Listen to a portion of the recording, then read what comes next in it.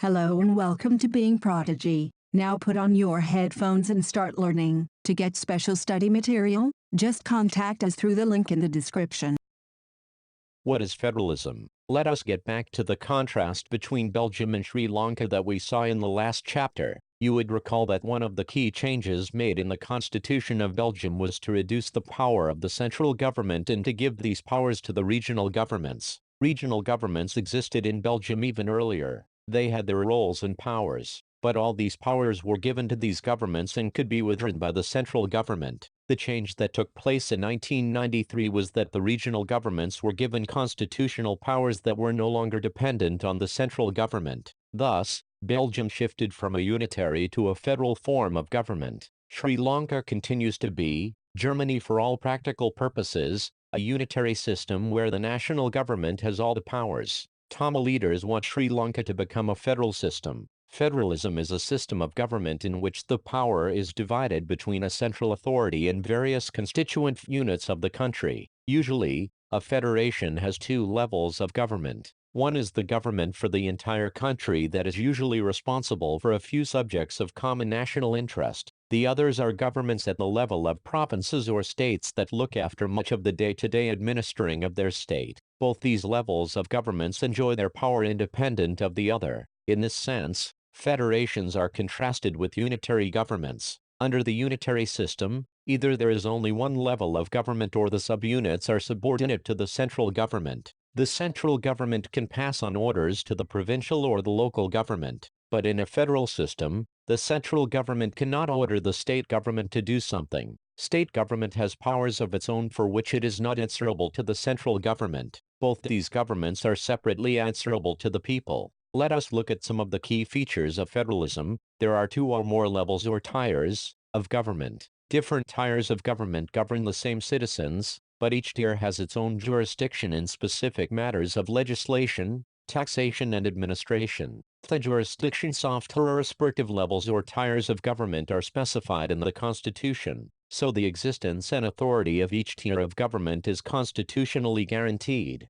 The fundamental provisions of the Constitution cannot be unilaterally changed by one level of government. Such changes require the consent of both the levels of government. Courts have the power to interpret the Constitution and the powers of different levels of government. The highest court acts as an umpire if disputes arise between different levels of government in the exercise of their respective powers. Sources of revenue for each level of government are clearly specified to ensure its financial autonomy. The federal system thus has dual objectives: to safeguard and promote unity of the country, while at the same time accommodate regional diversity. Therefore, two aspects are crucial for the institutions and practice of federalism. Governments at different levels should agree to some rules of power sharing. They should also trust that each would abide by its part of the agreement. An ideal federal system has both aspects: mutual trust and agreement to live together. The exact balance of power between the central and the state government varies from one federation to another.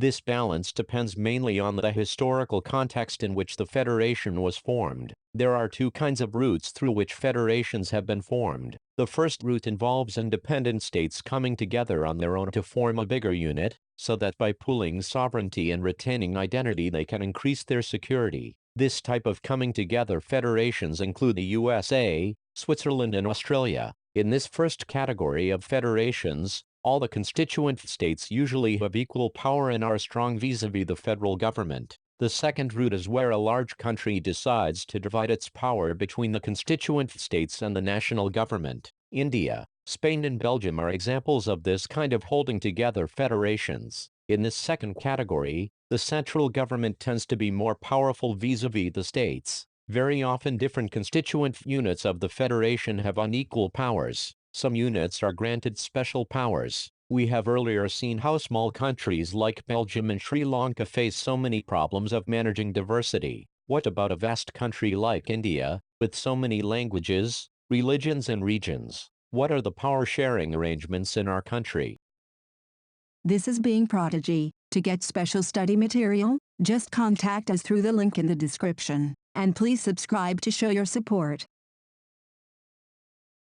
Let us begin with the Constitution. India had emerged as an independent nation after a painful and bloody partition. Soon after independence, several princely states became a part of the country. The constitution declared India as a union of states. Although it did not use the word federation, the Indian Union is based on the principles of federalism. Let us go back to the 7 features of federalism mentioned above. We can see that all these features apply to the provisions of the Indian Constitution. The Constitution originally provided for a two-tier system of government, the Union government, or what we call the central government, representing the Union of India, and the state governments. Later, a third tier of federalism was added in the form of panchayats and municipalities. As in any federation, these different tiers enjoy separate jurisdiction. The Constitution clearly provided a threefold distribution of legislative powers between the union government and the state governments. Thus, it contains 3 lists. A union list includes subjects of national importance such as defense of the country, foreign affairs, banking, communications, and currency. They are included in this list because we need a uniform policy on these matters throughout the country. The union government alone can make laws relating to the subjects mentioned in the union list. The state list contains subjects of state and local importance such as police, trade, commerce, agriculture, and irrigation. The state governments alone can make laws relating to the subjects mentioned in the state list. The concurrent list includes subjects of common interest to both the union government as well as the state governments, such as education, forest, trade unions, marriage, adoption, and succession. Both the union as well as the state governments can make laws on the subjects mentioned in this list. If their laws conflict with each other, the law made by the union government will prevail. What about subjects that do not fall in any of the 3 lists, or subjects like computer software that came up after the Constitution was made? According to our Constitution, the union government has the power to legislate on these residuary subjects. We noted above that most federations that are formed by holding together do not give equal power to its constituent units. Thus, all states in the Indian Union do not have identical powers. Some states enjoy a special status. Jammu and Kashmir has its own constitution. Many provisions of the Indian Constitution are not applicable to this state without the approval of the State Assembly. Indians who are not permanent residents of this state cannot buy land or house here. Similar special provisions exist for some other states of India as well. There are some units of the Indian Union which enjoy very little power. These are areas which are too small to become an independent state but which could not be merged with any of the existing states. These areas, like Chandigarh, or Lakshadweep or the capital city of Delhi, are called union territories. These territories do not have the powers of a state. The central government has special powers in running these areas. This sharing of power between the union government and the state governments is basic to the structure of the Constitution. It is not easy to make changes to this power-sharing arrangement. The Parliament cannot on its own change this arrangement. Any change to it has to be first passed by both the Houses of Parliament with at least 2/3 majority. Then it has to be ratified by the legislatures of at least half of the total states. The judiciary plays an important role in overseeing the implementation of constitutional provisions and procedures. In case of any dispute about the division of powers, the High Courts and the Supreme Court make a decision. The union and state governments have the power to raise resources by levying taxes in order to carry on the government and the responsibilities assigned to each of them. This is Being Prodigy. To get special study material, just contact us through the link in the description. And please subscribe to show your support. How is federalism practiced? Constitutional provisions are necessary for the success of federalism, but these are not sufficient. If the federal experiment has succeeded in India, it is not merely because of the clearly laid out constitutional provisions. The real success of federalism in India can be attributed to the nature of democratic politics in our country. This ensured that the spirit of federalism, respect for diversity and desire for living together became shared ideals in our country. Let us look at some of the major ways in which this happened. Linguistic states. The creation of linguistic states was the first and a major test for democratic politics in our country. If you look at the political map of India when it began its journey as a democracy in 1947 and that of 2013, you will be surprised by the extent of the changes. Many old states have vanished and many new states have been created. Areas, boundaries and names of the states have been changed. In 1947, the boundaries of several old states of India were changed in order to create new states.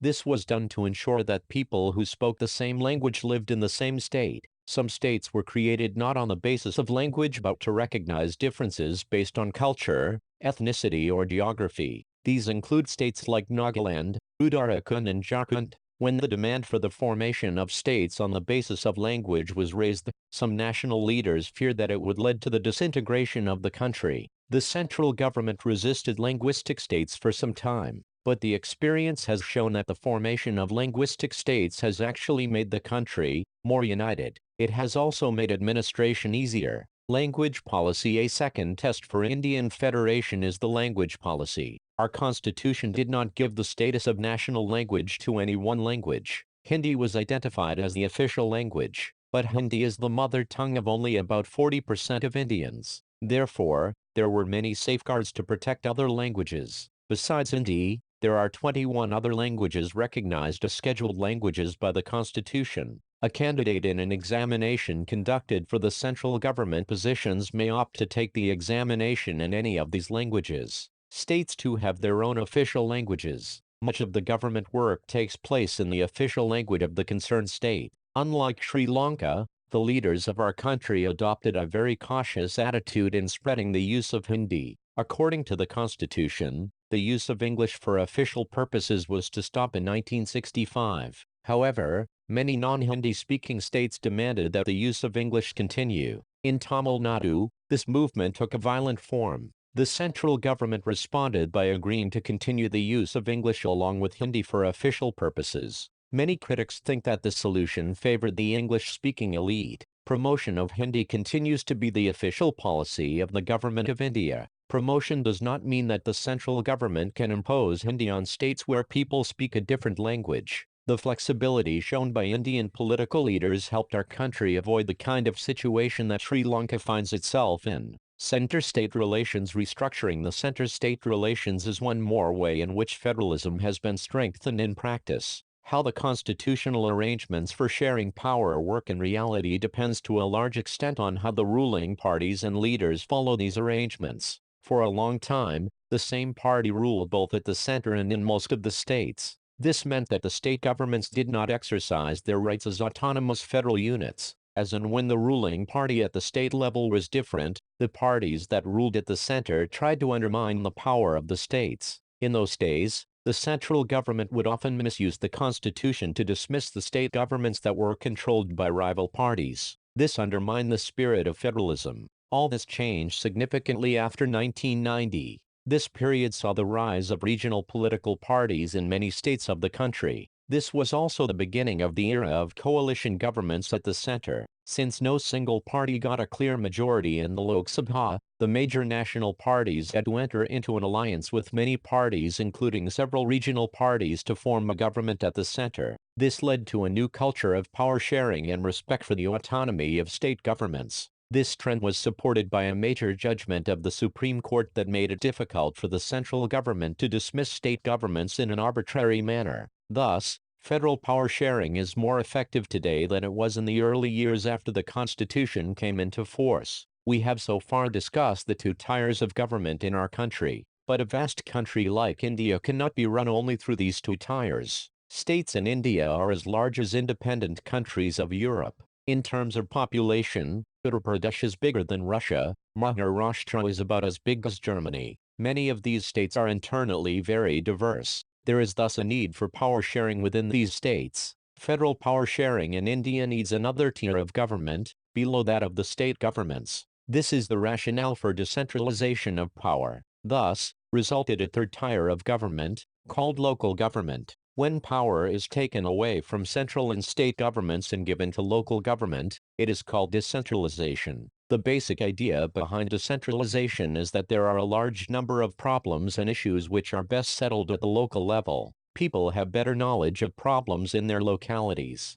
They also have better ideas on where to spend money and how to manage things more efficiently. Besides, at the local level it is possible for the people to directly participate in decision-making. This helps to inculcate a habit of democratic participation. Local government is the best way to realize one important principle of democracy, namely local self-government. The need for decentralization was recognized in our Constitution. Since then, there have been several attempts to decentralize power to the level of villages and towns. Panchayats in villages and municipalities in urban areas were set up in all the states, but these were directly under the control of state governments. Elections to these local governments were not held regularly. Local governments did not have any powers or resources of their own. Thus, there was very little decentralization in effective terms. A major step towards decentralization was taken in 1992. The Constitution was amended to make the third tier of democracy more powerful and effective. Now it is constitutionally mandatory to hold regular elections to local government bodies. Seats are reserved in the elected bodies and the executive heads of these institutions for the scheduled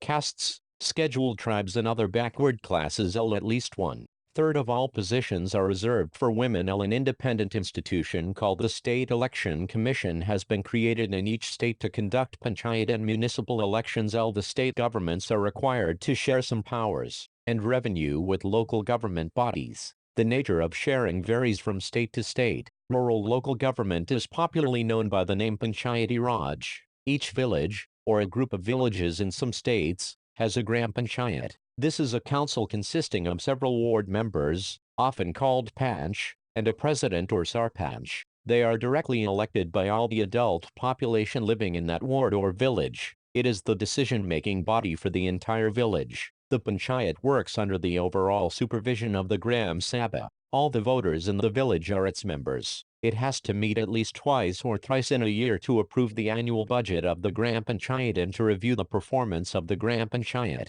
The local government structure goes right up to the district level. A few Gram Panchayats are grouped together to form what is usually called a Panchayat Samiti or block or mandal. The members of this representative body are elected by all the Panchayat members in that area. All the Panchayat Samitis or mandals in a district together constitute the Zilla, district, parishad. Most members of the Zilla parishad are elected. Members of the Lok Sabha and MLAs of that district and some other officials of other district-level bodies are also its members. Zilla Parishad chairperson is the political head of the Zilla Parishad. Similarly, local government bodies exist for urban areas as well. Municipalities are set up in towns. Big cities are constituted into municipal corporations. Both municipalities and municipal corporations are controlled by elected bodies consisting of people's representatives. Municipal chairperson is the political head of the municipality. In a municipal corporation, such an officer is called the mayor.